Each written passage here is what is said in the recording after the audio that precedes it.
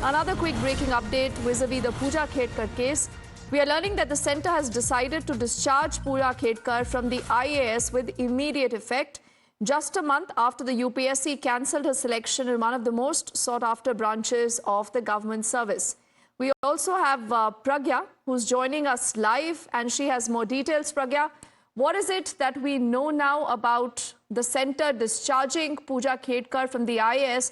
And what about the parallel investigation that continues? Because, there have been a lot of questions on how she was able to, cock a snook at the entire system. Until and unless their RTI was filed, we had revelations in the public domain. It seemed that the system was not even aware.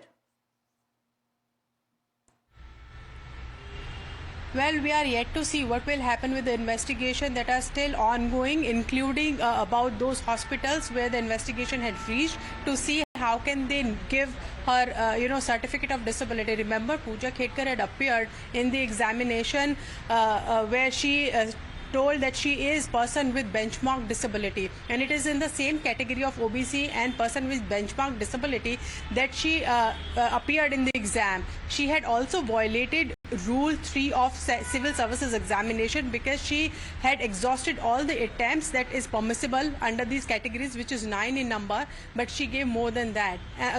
Including that, she also violated Rule 12 of Probation Services, which says that if a person on the probation found incompetent, ineligible, the person should be discharged with immediate effect, and this is the clause under which she has been discharged, and with immediate effect. The order also states that. So these are some of the lacunas that the investigation has found. In fact, a single member committee was inquiring into this, and the single member committee had submitted its report, which was then also inquired in by another members also, and these are the lacunas that have been found. But you are right, Deepti, these are the lacunas that should not have gone unnoticed. These are grave lacunas as well, and there are investigation to find out how did this happen. And I'm sure, because we spoke to some senior officers in DOPT as well, they said that while